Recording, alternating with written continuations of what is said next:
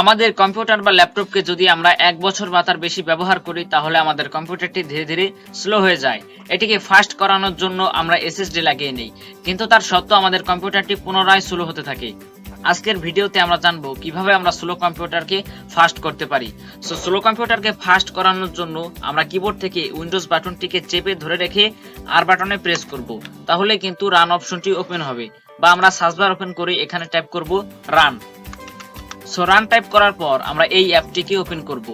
Open করার পর আমরা এখানে টাইপ করব ট্যাম্প। ট্যাম্প টাইপ করার পর আমরা কিবোর্ড থেকে এন্টার প্রেস করব, তাহলেই কিন্তু এখানে কিছু ফাইল শো করবে। আপনার এর থেকে বেশি ফাইল শো করতে পারে। সমস্ত ফাইলগুলোকে সিলেক্ট করে এখান থেকে ডিলিট করে দেব। ডিলিট করে দেওয়ার পর আমরা আবারও ডেস্কটপে চলে আসব। তারপর আমরা এখান থেকে আবারও রান অপশনটিকে ওপেন করব। ওপেন করার পর এখানে আমরা টাইপ করব %temp, দেন আবার % দেব। তারপর আমরা কিবোর্ড থেকে এন্টার প্রেস করব, তাহলেই কিন্তু এখানে বিভিন্ন রকম ফাইল শো করবে। আমরা সবগুলো ফাইলকে সিলেক্ট করে সেম প্রসেসে ডিলিট করে দেব। ডিলিট হওয়ার পর আমরা আবার রান ওপেন করব। রান ওপেন করার পর এখানে আমরা টাইপ করব প্রিপেয়ার। প্রিপেয়ার টাইপ করার পর আমরা কিবোর্ড থেকে এন্টার প্রেস করব। তারপর এখান থেকে কন্টিনিউ প্রেস করব। দেখতেই পাচ্ছেন বন্ধুরা, এখানে কিন্তু হিউজ পরিমাণে ফাইল শো করছে।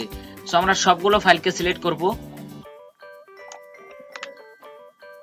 সিলেক্ট করার পর আমরা এখান থেকে ডিলিট করে দেব।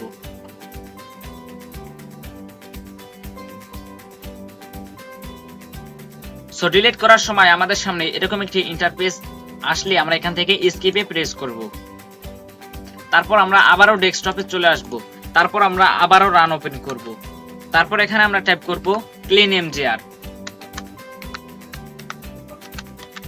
তারপর আমরা এন্টার প্রেস করব, তাহলে কিন্তু আমাদের সামনে এরকম একটি ছোট টুল বক্স ওপেন হবে। এখান থেকে আমরা আমাদের সি ড্রাইভটিকে সিলেক্ট করব। তারপর এখান থেকে ওকেতে প্রেস করব।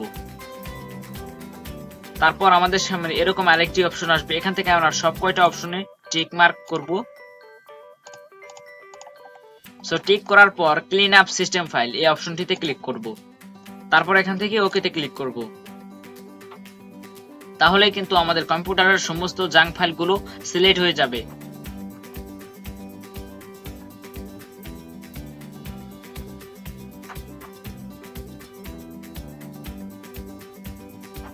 সিলেক্ট হওয়ার পর এখানে আমরা সব কয়টা অপশনে টিক করব।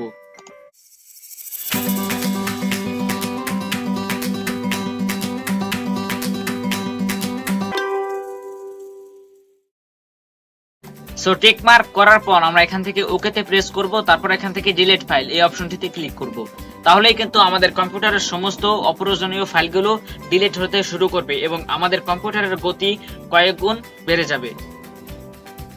আপনার কম্পিউটারে যদি বেশি রকম জাঙ্ক ফাইল থেকে থাকে তাহলে এটি ডিলিট হতে একটু সময় লাগবে। এটুকু করার ফলে কিন্তু আমাদের কম্পিউটারের গতি কয়েক গুণ বেড়ে যাবে।